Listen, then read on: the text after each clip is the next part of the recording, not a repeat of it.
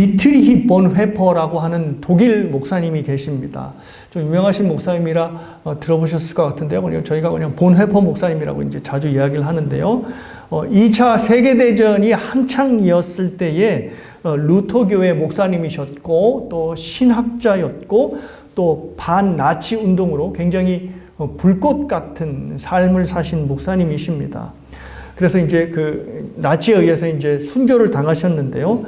그래서 보통 이제 이 본회퍼 목사님을 기억할 때 이 불꽃 같은 인생을 사시고 또 이 나치도 반대 운동하신 그런 좀 이렇게 사회 운동가로 보통을 생각하고 있는데 이분이 신학계에서도 굉장히 촉망받는 인물이셨답니다. 그래서 당시에 20세기 최고 신학자라고 하는 칼 바르트라고 하는 그 박사도 이 본회퍼 목사님의 논문을 굉장히 흥미롭게 생각할 정도로 학문에도 이제 탁월함을 갖고 계셨다 합니다. 근데 이 본회퍼 목사님이 그의 일종의 강연에서 다음과 같은 말씀을 하셨답니다. 기독교는 종교가 아니다. 기독교는 하나님과의 만남이다 라는 말을 했답니다. 사실 종교학에서 보면 기독교는 분명히 종교입니다. 왜냐하면 세 가지 요소가 기독교에 있거든요. 첫 번째는 창시자가 있고, 그렇죠. 기독교의 창시자는 뭐 예수 그리스도니까. 또 하나는 이제 그 종교를 이제 드러내는 경전이 있는지, 그렇죠. 경전이 있죠. 뭐 성경이 있고, 신구약 성경이 있고. 또 하나는 그 종교가 내세우는 메시지가 이제 뭐 복받고 잘 살게 하는 그런 메시지가 아니라 끊임없이 자기를 부인하는 메시지가 있느냐. 이제 그 세 가지의 여부가 이제 그 종교가 고등 종교냐 아니면 이제 하등 종교냐를 구분한다는데 종교학에서 보면 이 모든 세 가지 요소가 있기 때문에 기독교는 분명히 고등 종교입니다. 그럼에도 불구하고 당시에 촉망받는 신학자인 본회퍼 목사님이 기독교는 종교가 아니다라고 얘기한 것은 분명한 이유가 있을 것입니다. 아까도 좀 언급해 드렸듯이 저 짧은 말은 이제 그가 한 고등학교에 가서 강연을 한 내용이라 합니다. 근데 그것을 조금 이제 이렇게 원래 문안으로 보면 이런 이야기를 했답니다. 한번 들어보십시오. 기독교의 본질은 종교와 관계 있는 것이 아니라 그리스도라는 인물과 관계가 있다. 종교는 죽은 것, 인간이 만든 것에 불과하다. 그러나 기독교의 핵심에는 전혀 다른 것, 바로 하나님 자신이 생생히 자리하고 있다. 기독교는 그분을 대면하는 것이다. 본회퍼 목사님이 그 촉망받는 신학자가 기독교는 종교가 아니다라고 자신 있게 말했던 그 이유가 무엇인가 하면 바로 예수님 때문이었습니다. 예수님을 보면 기독교는 보통 종교학이 구분하는 종교가 아니다라는 것을 말하는 거죠. 하나님의 아들이신 예수님께서 인간이 되셔서 이 땅에 오셔서 인간들을 만나시고 또 성령을 통하여 우리에게 만나셨다고 하는 그 요소가 본회퍼 목사님이 기독교를 종교로 여기지 않은 이유가 될 것입니다. 이것이 이제 종교와 비교해 보면 훨씬 확연하게 드러나는데요. 저번에 제가 한번 언급해 드린 것 같습니다.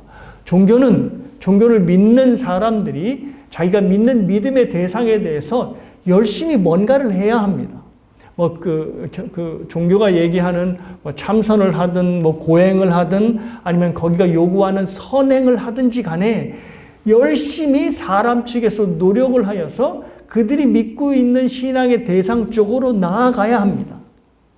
그러니까 그들이 믿고 있는 신에게로 다가가는 거죠. 자기가 열심히 노력해가지고 할 수 있는 모든 것을 총동원해서 나아가는 겁니다. 자, 그런데 기독교는 반대입니다. 이 부분이 확연하게 다릅니다. 기독교는 인간이 하나님께 나아가는 것이 아니고 반대로 하나님께서 우리에게 오시는 겁니다. 그래서 구약 성경을 보면 완전히 뒤집혀 있다는 걸 알 수 있습니다. 뭐 믿음의 조상인 아브라함을 생각해 보십시오. 아브라함이 하나님을 간절히 찾아서 하나님께서 아브라함에게 나타나신 것이 아니라 어느 날 하나님께서 아브라함에게 나타나셔서 언약을 주시고 언약의 믿음의 조상으로 삼아 주셨습니다. 출애굽을 할 때도 마찬가지입니다. 출애굽을 할 때도 이미 족장들을 통해서 언약을 쭉 주셨고 그리고 출애굽의 시간이 가까우자 하나님께서 모세를 직접 컨택하셔서 네가 가서 내 백성들을 데리고 와라 라고 먼저 하셨습니다. 그러니까 하나님께서 백성들에게 먼저 다가가신 거죠. 그리고 신약에 와서는 더욱더 노골적인 방법으로 바뀝니다. 그 유명한 성육신 사건이죠. 이위 되신 성자 하나님께서, 그러니까 영이신 성자 하나님께서 인간의 몸을 입고 이 땅에 오셔서 인간과 함께 사시고 인간과 소통하시게 되었습니다. 그러니까 성경의 모든 하나님께서 움직임을 보면 인간이 애써서 하나님께 막 나아가려고 하는 것은 없고, 인간은 하나님을 찾지도 않고 오히려 하나님을 반역하는데도 불구하고 하나님께서 끊임없이 인간에게 다가가시고, 심지어는 그 영이신 하나님께서 몸을 입고 인간으로 오시기까지 하신 것입니다. 자, 그런데 이렇게 하나님께서 하실 수밖에 없는 이유가 있습니다. 그것은 바로 우리가 갖고 있는 죄 때문입니다. 우리는 죄를 갖고 있기 때문에 하나님께 나아갈 수도 없고, 또 하나님께 나아가고 싶은 마음도 없습니다. 성경에 굉장히 대표적인 구절들이 많지만 두 구절만 좀 살펴보는데요. 먼저 로마서 3장 23절입니다. 모든 사람이 죄를 범하였음에 하나님의 영광에 이르지 못하더니. 자, 하나님의 영광에 이르지 못한다는 이 말은 하나님께 인간이 나아갈 수 없다라는 말로 여러분이 생각하셔도 됩니다. 아무리 하나님께 나아가려고 해도 뭐 때문에? 죄 때문에, 죄를 범하였으니 하나님께 나아가지 못한다는 겁니다. 자, 그러면 죄를 지은 인간이 어떠한 상태였는가? 우리가 잘 아는 에베소서 2장 1절의 말씀입니다. 그는 예수 그리스도죠. 예수 그리스도께서 허물과 죄로 죽었던 너희를 살리셨도다. 이런 선포가 있습니다. 자, 그러면 예수님께서 인간을 살리시기 전에, 영적으로 살리시기 전에 인간의 상태가 어떻는가요? 죄와 허물로 죽어 있었다는 상태라는 겁니다. 여러분들이 장례 예식장에 갈 때 꼭 하게 되는 순서가 있죠. 뭐냐면 앞에 관에 계신 고인을 뷰잉하는 순서를 꼭 갖게 됩니다. 뷰잉을 하게 될 때 유가족들뿐만 아니라 친지분들, 또 그를 아는 모든 지인들이 그 관 앞으로 지나가면서 굉장히 참담한 표정을 짓습니다. 가슴이 아파하죠. 그래서 어떤 분은 울 때도 있고, 왜 벌써 갔어? 그렇게 아쉬워하는 분들도 있습니다. 그런데 유가족이나 지인이나 또 그 참석한 사람들이 슬퍼하든 말든 간에 이 관의 안에 있는 고인은 반응이 없습니다. 왜냐하면 그가 어떤 자이기 때문에? 죽은 자이기 때문입니다. 자, 우리가 그 전에 예수님께서 우리를 살리시기 전에 죄와 허물로 죽어 있었다라고 말하는 것이 바로 그 상태입니다. 하나님에 대하여 완전히 죽어 있는 상태입니다. 그래서 하나님이 왜 필요한지도 모르고, 또 하나님이 우리를 구원하셔야 될 만큼 우리가 심각한 죄에 빠져서 호적되고 있다는 사실도 인정하지 못하는 겁니다. 더 나아가 심각한 것은 그래도 나는 썩 괜찮은 사람이야, 나만큼처럼 살라 그래라고 하는 자부심까지 갖게 되는 겁니다. 그러니 하나님께서 당신을 위해 죽으셨어 하면 많은 사람들은 정상적으로 이렇게 반응합니다. 아니, 하나님이 왜 나 때문에 돌아가셔야 되지? 내가 뭐 그렇게 잘못했다고? 라고 생각을 하게 되는 겁니다. 그렇게 생각할 수밖에 없는 이유가 뭐라고요? 사도 바울이 저렇게 얘기하는 겁니다. 허물과 죄로 인하여 죽었기 때문에 하나님께 스스로 나아갈 수 없다라는 겁니다. 그러니까 어떻게 해요? 인간은 죄로 하나님께 나아갈 수 없으니 하나님께서 우리에게 나아오시는 방법밖에 없는 겁니다. 이것이 바로 이위 되신 성자 하나님께서 인간의 몸을 입고 이 땅에 오신 이유입니다. 우리는 절대 죄를 품고 하나님 앞에 나아갈 수 없으니 하나님께서 우리에게 오신 것입니다. 그래서 기독교는 바로 하나님께서 우리에게 오신 그 사건 자체를 은혜라고 얘기합니다. 우리 일이 잘 풀리고 내 생각대로, 내 기대대로 인생이 흘러갈 때, 야, 은혜롭다라고 할 때 그 은혜가 아니라 하나님께서 우리를 불쌍히 여기셔서 우리를 구원하시고자 우리의 삶 안으로 들어오시는 그 사건 자체를 기독교에서는 은혜라고 하는 것입니다. 이것이 바로 본해포 목사님이 기독교를 종교로 여기지 않은 이유입니다. 사람이 열심을 내서 가든 물질로 가든 열심으로 하나님께 나아가는 것이 아니라 전혀 찾지도 않고 또 하나님께서 우리를 찾아올 이유도 전혀 없음에도 하나님께서 우리를 불쌍히 여기고 사랑하셔서 이 자리에 또 인간의 삶으로 인간의 역사로 들어오시는 그 사건 자체가 은혜가 되는 것입니다. 오늘 본문은 인간에게 다가오시는 인간의 삶 안으로 들어오시는 하나님의 모습과 또 하나님께서 왜 인간의 삶으로 들어오실 수밖에 없는가라고 하는 인간의 아주 처참한 모습이 굉장히 잘 드러나고 있는 본문입니다. 본문의 배경은 여러분이 알고 있는 베데스다 목가입니다. 저 베데스다를 좀 이렇게 역사가들이 이렇게 자료를 수집해서 이렇게 한번 모형으로 뜨고 이제 그림으로 그렸는데요. 보통 베데스다 연못가, 베데스다 못가 하면 우리는 보통 그죠? 공원에 있는 그런 못 생각하는데 그런 연못이 아닙니다. 저 빨갛게 지붕으로 된, 이게 성경에는 5 행각으로 되어 있죠. 그런데 그 행각이 지붕이란 얘기입니다. 그래서 저렇게 계산에 이렇게 빨간 것을 세 보면 이렇게 5개가 됩니다. 그러니까 저 5 행각이 바로 저렇게 큰 건물이 베데스다 못가였습니다. 그러니까 우리가 생각하는 일반적인 연못하고는 좀 많이 다른 개념이지요. 근데 저 베데스다 못이 양문 곁에 있다라고 이제 오늘 2절이 말씀을 하는데요. 이 예루살렘 성곽 북쪽에는 양문이라고 불리우는 게이트가 있었습니다. 근데 그 게이트 이름이 그냥 또 쉽 게이트입니다. 그러니까 말 그대로 양문입니다. 근데 왜 양문이냐면 이제 성전으로 들어가서 이제 제사를 드리게 될 때 그 제물이 저 이제 문을 통과한다고 그래서 제물의 가장 대표적인 동물이 양을 해서 이제 양문이라고 한 것 같습니다. 근데 그 양문을 이제 딱 들어가 보면 그 양문 곁에 뭐가 있냐면 저 베데스다 못이 있는 겁니다. 그 못에서 이제 뭘 했냐면 제물이 아무리 흠이 없는 제물이 왔어도 그 제물이 좀 들어가기 전에 성전에 들어가기 전에 깨끗해야 되겠죠. 그러니 베데스다 못가에서 이 제물들을 씻는 그 용도로 사용을 했다 합니다.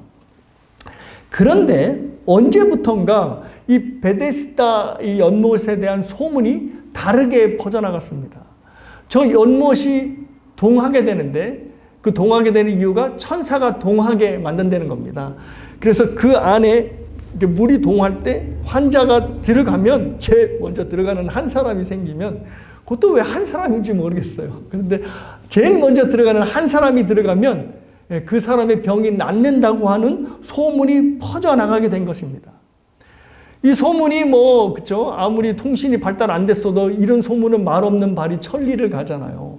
그러니 순식간에 이스라엘 전국에 퍼졌을 것이고, 그래서 어느 순간부터 저 베데스다는 이게 몸을 씻기는 가축들이 오는 것이 아니라 재물들이 오는 게 아니라 병든 사람들로 득실거리게 생겼습니다.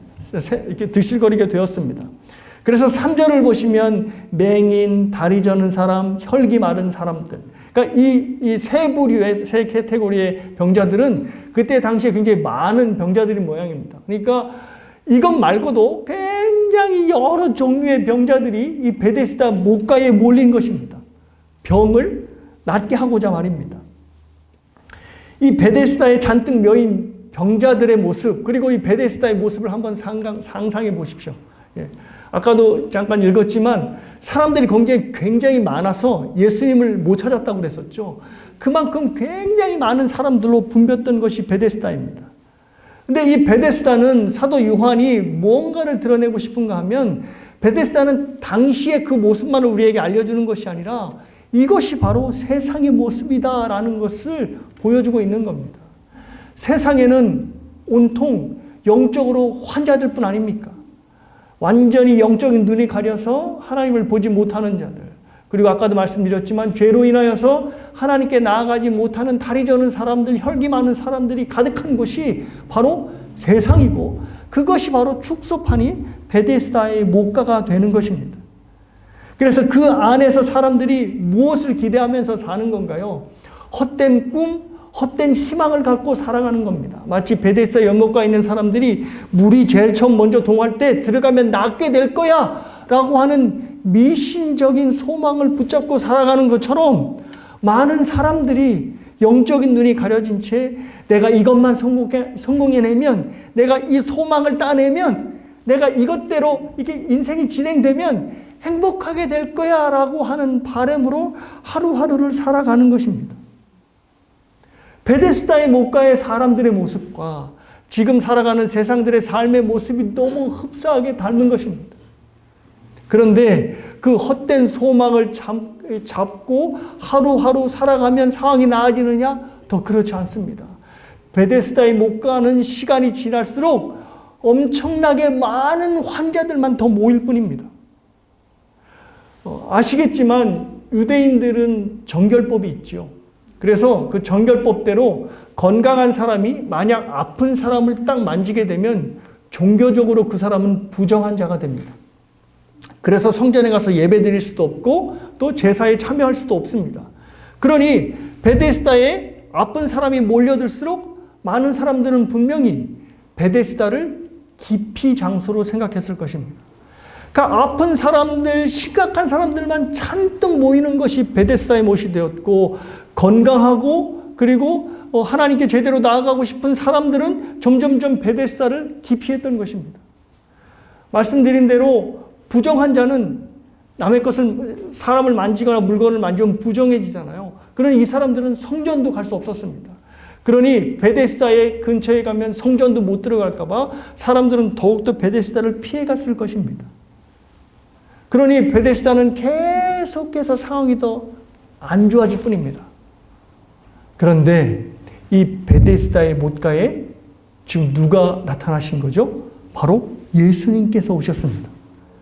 예수님께서 오셔서 그 베데스다의 못가에 들어가셔서 사람을 만나시는 것입니다. 이것이 바로 본헤퍼 목사님이 기독교는 종교가 아니다라고 말한 요소가 될 것입니다. 베데스다의 못가에 환자들이 막 예수님을 찾아간 것이 아니라 예수님께서 베데스다의 못가에 오신 것입니다. 그리고 그 안에 굉장히 많은 병자들이 있음에도 불구하고 예수님께서 딱 하나 말을 건넨 사람은 누구죠? 38년 된 병자밖에 없었습니다. 자, 그래서 하나님과 우리와의 만남이 굉장히 중요한데 그 만남의 주도권은 인간에게 있는 것이 아니라 하나님, 바로 예수님께 있다는 것을 오늘 본문을 통해 알 수 있습니다. 예수님께서 무슨 이유인지는 몰라도 그 베데스다에 있는 38년 된 병자를 자신의 권한으로, 자신의 주권으로 그를 만나셨습니다. 왜 이 사람만 만났지? 그 옆에 있는 다른 사람들은 왜 안 만났지? 라고 물어보시면 저는 답할 길이 없습니다. 성경이 거기에 대해서 침묵하고 있기 때문입니다. 예수님께서 자기의 마음으로 자기의 주권을 가지고 그 사람을 만난 것입니다. 그래서 어떤 분들은 이 본문을 해석할 때 이렇게 해석합니다. 예수님께서 그 38년 된 병자를 만난 것은 이유가 있어. 왜냐하면 그 사람이 거기서 제일 비참한 사람이었을 거야 라고 생각하는 겁니다. 가만히 생각해 보면 38년이 보통 세월입니까? 그렇죠? 거의 뭐 강산이 4번 바뀌었을 시간인데, 근데 이 38년의 기간 동안 이 사람이 이 구절들을 보니 움직이지 못하는 사람인 것이 틀림없습니다. 그러니 물이 동하면 내가 들어가지 못했다 이런 말을 하겠죠. 그러니 그 안에서 뭐를 이 사람이 제대로 먹을 수 있었겠습니까? 그냥 사람들이 주면 그냥 먹는 것 뿐이고, 또 용변은 어떻게 할까요? 그 자리에서 그냥 해결을 뭐 이렇게 하지 않았을까요? 그러니 그 38년 동안 쌓아온 온갖 더러운 악취, 몰골 생각만 해도 끔찍하시죠? 그러니 그 끔찍한 몰골을 보고 아이고 여기 환자들 중에 네가 제일 불쌍하구나 하고 예수님께서 찾아가신 것이 아닐까라는 생각을 하는 겁니다. 그런데 그렇게 생각하기에는 좀 납득이 안 가는 면들이 있습니다. 왜냐하면 겉모습만을 보고 예수님께서 그를 만났다고 하면 거기에 사실 여러 가지 속사정이 있는 환자들이 얼마나 많았겠습니까? 그들을 다 제쳐놓고 제일 몰골이 흉하다고 그 사람을 만났다는 것은 예수님의 성정상 좀 이해가 안 가는 겁니다. 자, 예수님이 만남의 그 특징이 바로 여기에 있는 겁니다. 만남의 주도권이 인간에게 있지 않고 바로 그 인간을 만나시는 하나님, 바로 예수님께 있다는 겁니다. 이것을 우리에게 적용시켜보면 보다 확실하게 명확해집니다. 예수님께서 저와 여러분을 만난 이유는 무엇입니까? 저와 여러분을 만나서 믿음을 주시고 2000년 전에 유대 청년을 하나님의 아들로 믿게 하시고, 그리고 그가 십자가에 달린 사건이 억울하게 죽은 죽음이 아니라 바로 나를 위해 죽은 대속의 사건이라는 것을 어떻게 믿게 되셨습니까? 바로 예수님께서 우리를 만나 주셨기 때문입니다. 근데 예수님께서 우리를 만나 주신 이유가 있으신가요? 여러분이 다른 사람들보다 더 어떤 종교심이 깊어서 여러분을 만나셨습니까? 아니면 38년 된 병자를 생각하는 어떤 사람처럼 우리가 다른 사람보다 더 형편없기 때문에 우리를 불쌍히 여겨서 우리를 만나셨습니까? 아니죠. 예, 세상에 우리보다 못한 사람들이 얼마나 많은데 그 많은 사람들 제껴놓고 예수님께서 우리를 만나신 겁니다. 예수님께서 우리를 만나주신 이유가 무엇입니까? 라고 물어보면 우리는 여기에 대해서 설명할 길이 없는 것입니다. 만나줄 이유가 하나도 없는 나를 만나셔서 예수를 하나님의 아들로 믿게 하셨고 예수를 구주로 고백할 수 있게 하신 것입니다. 그래서 예수님이 나를 만나주실 이유가 아무것도 없는데 예수님이 나를 만나셔서 믿게 하시고 그래서 하나님의 자녀로 살게 하셨다라는 그 자체가 저와 여러분에게는 은혜가 되는 것입니다. 그래서 이 은혜를 생각할 때마다 저와 여러분에게 감사와 감격과 기쁨이 나와야 하는 것입니다. 다른 사람 다 만날 수 있는데 다 다른 사람, 똑똑한 사람, 잘 사는 사람, 성품도 좋은 사람들 다 제껴놓고 하나님께서 나를 만나 주셨어. 그래서 예수를 하나님의 아들로 볼 수 있는 믿음의 눈을 주시고 그를 위해서 참된 인생을 살게 하셨어. 하나님이 나를 만나신 것 자체가 은혜야 라고 생각할 때 우리의 메마른 삶이 기쁨과 감사와 감격으로 차오르게 되는 것입니다. 그래서 사랑하는 여러분, 우리의 삶에서 하나님께서 나를 만나 주셨다라고 하는 이 귀한 이 명제, 이 귀한 사실을 항상 기억하는 것이 너무너무 중요합니다. 내 삶이 퍽퍽하고 이민의 삶이 어렵고 뭔가 계획하는 대로 내 인생이 잘 풀려가지 않는다 할지라도 그 모든 것들을 상쇄시킬 만한 은혜가 저와 여러분에게 있는 것입니다. 그리고 그 은혜가 바로 하나님께서 우리를 만나 주셨다는 사실입니다. 그래서 사랑하는 여러분, 항상 하나님께서 나를 만나 주셨어 라고 하는 이 고백이 여러분의 순간순간의 날마다의 고백이 되기를 소원합니다. 그 고백이 있기 때문에 우리가 그 고백을 확인하고자 이 예배당에서 하나님께 예배를 드리고 경배를 드리고 하나님께 기뻐하는 것 아닙니까? 그냥 주일이 돼서 아무 생각 없이 이곳에 와서 예배를 드리는 것이 아니지 않습니까? 주님께서 우리를 만나 주셨기에 그 주님을 찬양하고 경배하고자 이 자리에 모였습니다. 사실 주일날 와서 이 자리에서 예배 드리는 것 자체가 얼마나 큰 일이고 또 얼마나 하기 힘든 일인지를 여러분은 잘 모르실 겁니다. 제가 가끔 양로병원에 이렇게 신방을 하게 되면 그 노인분들, 어르신분들이 가장 큰 소원이 뭔지 아십니까?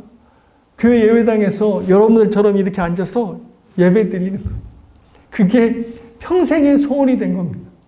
제가 그분들 보면서 드는 생각이 이겁니다. 아, 교회에 나와서 예배 드리는 것도 어느 순간 못하게 되는 때가 오겠구나라는 생각이 드는 겁니다. 그러니 여러분이 하나님께서 나를 만나 주셨어라고 하는 그 감격과 기쁨을 절대 잊어서는 안 됩니다. 설령 우리가 몸이 나빠져서 예배당에 못 온다 할지라도, 그래서 어떤 위탁시설에 가게 된다 할지라도 하나님께서 우리를 만나주시는 그 감격과 감사만큼은 잊어서는 안 됩니다. 그 감사와 감격이 저와 여러분의 삶을 지탱해 나가고 또 우리의 모든 삶을 이겨내는 힘이 되어주리라 믿습니다. 자, 이렇게 많은 병자들이 있음에도 예수님께서 그 병자들 중에 오직 38년 된 병자 하나만을 찾아오셨습니다. 그리고 그 병자에게 다음과 같은 말을 건네십니다. 6절 말씀입니다. 예수께서 그 누운 것을 보시고 병이 벌써 오래된 줄 아시고 이르시되 내가 낫고자 하느냐. 자, 예수님께서 많은 병자들 중에 이 38년 된 병자를 찾아오셔서 그에게만 말을 거시는 것이 상당히 감격스럽고 기쁜 일이기는 한데 그 환자에게 건넨 질문이 되게 생뚱맞습니다. 네가 낫고자 하느냐? 라고 하는 이 질문은 38년 된 병자가 들을 질문은 아닌 것 같다라는 생각이 듭니다. 자, 만약 제가 어떤 병원에 가서 오랜 지병으로 누워있는 입원해 있는 환자분한테 정말 낫기를 원하십니까? 라고 물어보면 그 환자분이 뭐라고 생각하십니까?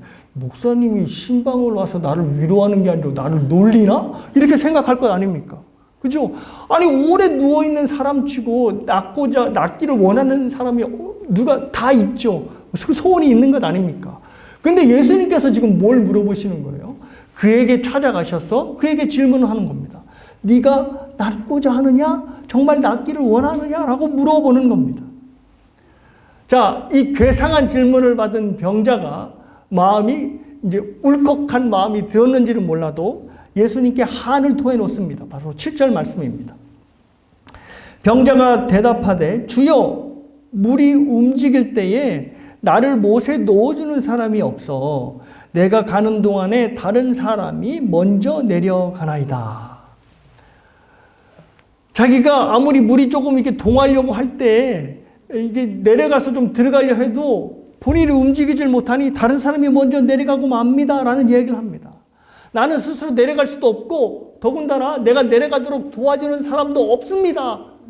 가로 열고 그래서 내가 38년 동안 이 모양 이 꼴로 있는 겁니다 라고 토로하는 것입니다. 저 병자의 말을 줄여서 얘기한다면 바로 이런 말이 될 것입니다. 나는 내 스스로를 도저히 구원할 방법이 없습니다. 내 주변에는 사람도 없습니다. 그러니 나를 구해줄 사람이 없는 겁니다 라고 얘기하는 겁니다.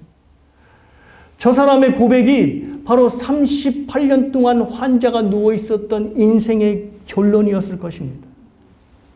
참으로 비참한 말이고 참으로 속상한 말이지만 그의 말이 맞습니다.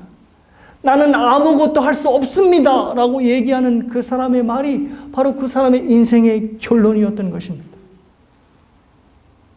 그런데 사랑하는 여러분, 그의 결론이 저와 여러분이 처음으로 예수를 만났을 때의 영적 상태였습니다.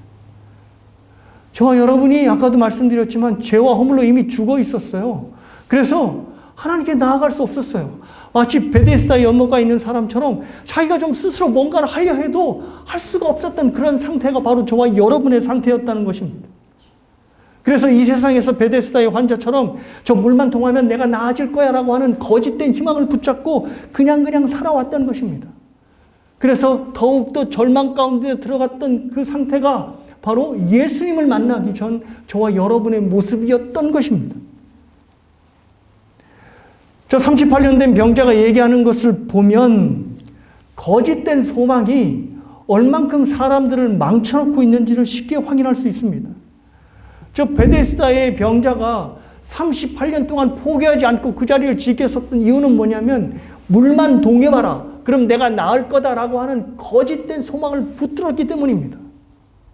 그래서 그렇게 비참한 가운데서도 38년 동안 그 자리에 그냥 있었던 것입니다. 사랑하는 여러분, 소망은요, 분명히 사람을 살게 하는 힘이 있습니다. 근데 한 가지 전제가 있습니다. 그것은 그 붙들은 소망이 참된 진리의 소망일 때 그 사람을 살게 하는 힘이 있는 겁니다. 근데 만약 그 붙든 소망이 거짓이라면 베데스다에 못 가 있는 사람처럼 거짓된 소망을 붙잡고 점점점 추락하며 안 좋은 쪽으로 인생이 갈 수밖에 없는 것입니다. 불행하게도 이 병자는 소망을 붙들었습니다. 근데 그 소망이 점점점 이 사람을 안 좋게 만드는 거짓된 미신적인 소망을 붙든 것입니다. 그래서 결국 이 사람에게 남은 것은 못밖에 없지요. 남들을 원망하고 자기 인생을 좌절하는 쓴뿌리밖에 남지는 않았던 것입니다. 근데 이 사람의 결론이 어디에서부터 올라오게 된 거죠? 바로 예수님의 그 질문, 네가 낫고자 하느냐라고 하는 그 질문에서부터 올라오게 된 것입니다. 무슨 말인가 하면 예수님의 그 질문으로 인하여서 이 환자가 처해 있는 비참한 상황을 비로소 발견하게 된 것입니다.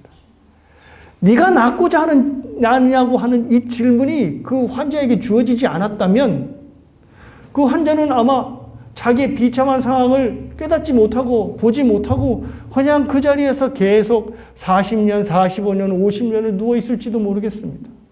근데 예수님께서 그에게 나타나셔서 네가 낫고자 하느냐라고 물어봤을 때 비로소 자신이 처한 절망적인 상황을 마주하게 된 것입니다. 그래서 자기 안에 있는 원망과 한을 다 쏟아놓게 된 것이지요. 나는 아무리 나를 구할 수 없습니다 라고 하는 것이 이 사람의 결론이었던 것입니다. 그런데 역설적인 상황이긴 하지만 이 좌절과 절망이 가득한 그때가 바로 하나님이 역사하실 타이밍입니다. 자기가 아직 뭔가를 할 수 있다고 생각할 때는 절대 하나님이 역사하지 않으십니다. 왜냐하면 섣불리 하나님께서 그를 건드셨다가 그가 어떤 생각을 하게 돼요? 내가 아직 이 정도면 쓸만하지. 내가 아직 힘이 있으니까 이 문제들을 해결한 거야 라고 생각하는 겁니다. 하나님께서 은혜 주셔서 그 모든 것들을 해결해 주셨는데 그것을 하나님의 은혜로 생각하지 않고 여전히 자신의 몫으로 생각하는 겁니다. 그러니 힘이 남아있을 때 어정쩡한 은혜를 주면 그에게는 교만밖에는 남지 않게 되는 것입니다. 그래서 하나님께서는 때때로 우리가 아픈 것을 아심에도 우리를 절망 가운데 몰아놓으십니다. 그 절망 가운데서 바로 이 환자처럼 나는 나를 구원할 수 없습니다 라고 하는 고백이 나올 수 있게끔 그냥 놔두시는 것입니다.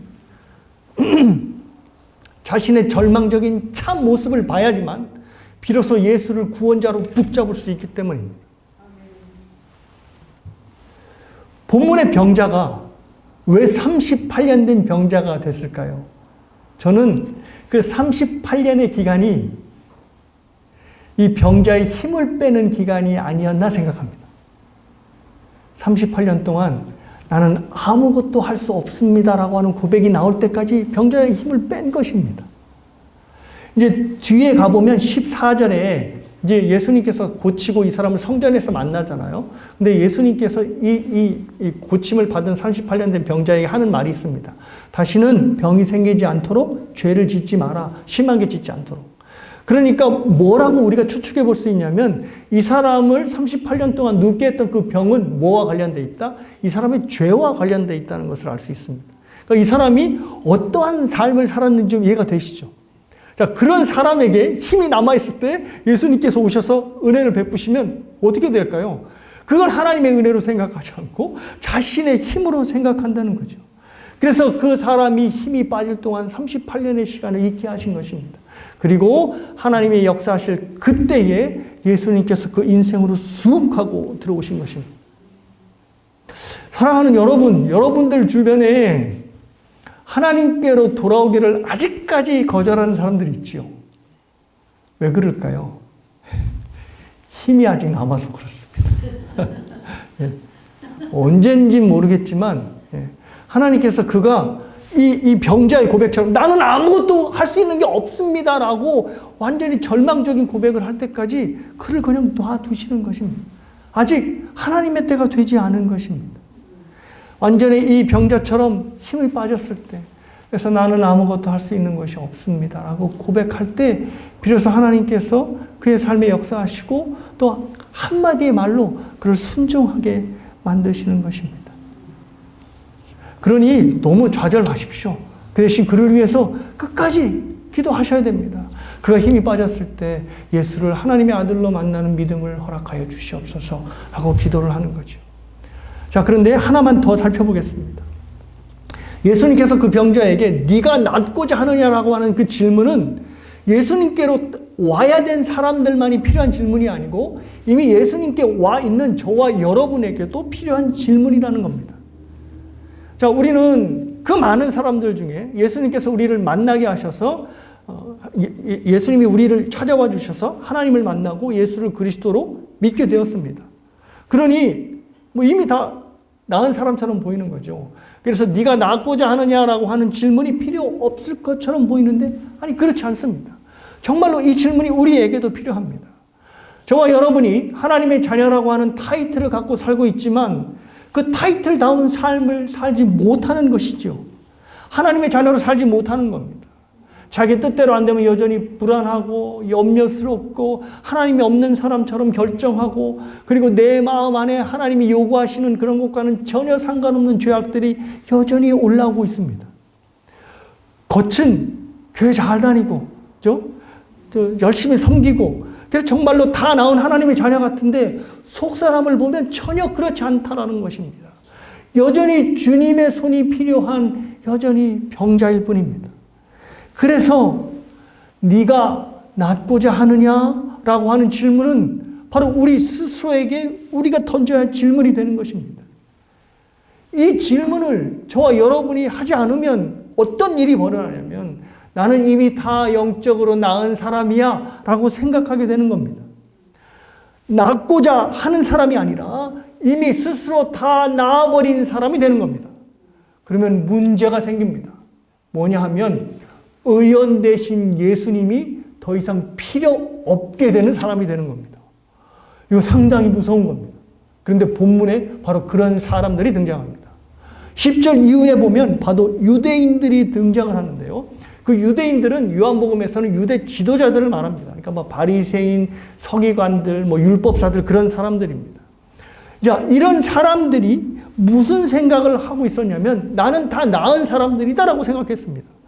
낫기를 원하는 사람들이 아니라 이미 다 나은 사람들로 자신을 여기고 있었습니다.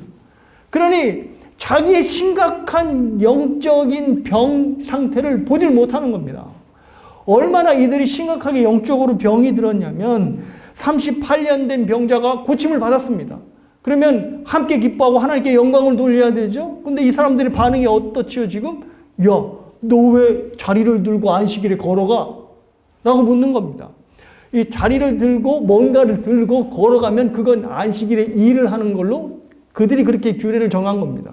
그러니 그들이 38년 된 병자가 나았다는 것은 관심도 없고 그가 안식일을 범했는지 안 했는지만 관심이 있는 겁니다. 그러니 늘 이 사람들은 자신을 병자로 생각하지 않고 자신을 이미 다 나은 사람으로 생각했습니다. 그러니 예수님께서 그 사람에게 그들에게 묻지 않은 것입니다. 니들이 낫기를 원하느냐라고 물을 필요가 없었던 겁니다. 왜냐하면 그들은 이미 자기가 다 나았다고 생각하기 때문에 율법 잘 지키고 안식일 잘 지키면 나는 끝까지 나은 환자로 살아갈 수 있다고 생각했기 때문입니다. 그래서 예수님께서 유대인들과 함께 있지 않으시고 세리와 창기들과 함께 지내셨습니다. 그러시면서 이 말씀을 하셨습니다. 건강한 자는 의원이 필요 없고 건강치 않은 자라야 의원이 필요하다라고 말씀을 하신 겁니다. 창기와 세리들은 자신의 죄들로 인하여 어쩔 줄을 모르는 삶을 살았습니다. 그래서 자신의 죄를 해결하실 분은 오로지 하나님의 아들 예수밖에 없다는 것을 알았습니다. 그러니 의원이 필요한 거죠. 예수가 필요한 겁니다. 그러니 예수님께서 세리와 창기들 곁에 그렇게 사셨던 것입니다. 사랑하는 여러분, 여러분께 질문합니다. 여러분은 아직도 예수님이 필요하십니까? 만약 여러분이 필요치 않다면 나는 낫기를 원하는가라는 대답으로 하지 않는다면 여러분은 예수님이 필요 없는 사람으로 살고 있는 겁니다. 나는 이제 완전히 천국도 이제 죽으면 갈 수 있고 나는 이제 끝났어. 이제 내가 내 계획 세운 것만 차곡차곡 살면 돼 라고 생각한다면 여러분의 삶에서 예수가 필요 없는 것입니다. 근데 만약 나는 내 스스로 낫기를 원하는가라는 질문에 나는 아무것도 할 수 없습니다. 주님밖에는 할 수 없습니다. 라는 대답이 나온다면 저와 여러분이 여전히 예수 그리스도가 필요한 사람인 것입니다. 그리고 그 필요한 사람들에게 예수님이 다음과 같은 말씀을 하십니다. 바로 그게 무슨 말씀이냐면 일어나 내 자리를 들고 걸어가라 라고 말씀을 하십니다. 왜 예수님이 네 병이 다 나았다 걸어가라 라고 얘기를 하지 않으시고 네 자리를 들고 걸어가라 라고 말씀하셨을까요? 그것은 이 병자에게 이제 너에게 새로운 삶이 주어졌다. 더 이상 베데스다의 못에 너의 자리는 없다. 그러니 너의 자리를 들고 내가 얘기하는 새로운 삶의 길로 나아가라 라고 말씀하신 것입니다. 우리가 나를 내 스스로 주님이 없이는 도저히 나을 수 없는 환자로 여길 때, 그래서 주님께 모든 것을 의지하며 살아갈 때 주님께서는 우리에게 이 명령을 내리십니다. 네 자리를 들고 새로운 자리로 나아가거라 라는 말씀을 하시는 겁니다. 그래서 사랑하는 여러분, 그리스도인이란 항상 하루가 다르게 그 자리를 들고 새로운 삶의 자리, 주님께서 말씀하시는 삶의 자리로 나아가는 사람들을 말합니다. 예수 그리스도께서 우리의 모든 영적인 병을 나아주셨고 그래서 그 자리에 머물지 않고 새로운 자리로 나아가기를 원하시는 겁니다. C.S. 루이스가 우리는 아무것도 할 수 없어서 하나님께 온전히 맡기는 삶을 살아야 된다는 것에 이런 해석을 하였습니다. 그리스도인이 하나님에게 모든 것을 맡긴다는 것은 그리스도를 전적으로 신뢰한다는 뜻입니다. 즉 그리스도께서 사람으로 태어나 십자가에 못 박혀 죽기까지 실천하신 완전한 순종의 삶을 나 역시도 어떻게 해서든지 살게 해주신다는 사실을 신뢰한다는 뜻입니다. 그리스도를 더 닮아가게 해주신다는 사실, 또는 어떤 의미에서는 자기 부족함을 채워주신다는 사실을 신뢰하는 것입니다. 그리스도인들의 표현대로 그는 자신의 아들됨에 우리를 참여시켜 주실 것이며 그분의 자신과 같은 하나님의 아들로 우리를 만들어 주실 것입니다. 하나님께 모든 것을 내어 맡긴다는 삶이 무슨 뜻이냐면 우리가 하나님의 아들로 살아갈 수 있도록 하나님께서 모든 것을 아들을 통하여 채워주신다는 겁니다. 뭐 잘 먹고 부자 되고 출세하고 이런 것이 아니라 하나님의 자녀로 하나님의 아들로 살아갈 수 있게 설령 그렇게 힘들게 우리의 삶을 주실 때 우리가 아들로 살아갈 수 있다고 한다면 그 힘든 삶도 우리에게 허락하신다는 이야기입니다. 그런 의미에서 하나님께 모든 것을 맡기고 그런 의미에서 하나님을 신뢰해야 한다라고 C.S. 루이스가 말하는 것입니다. 하나님께 모든 것을 내어 맡기는 삶을 살아가시기를 바랍니다. 그래서 결국 하나님께서 하나님의 자녀로 우리를 살게 만드신다라고 하는 기대로 날마다 하나님께서 우리에게 주시는 새로운 자리로 나아가시는 여러분 모두가 되시기를 주님의 이름으로 축복합니다.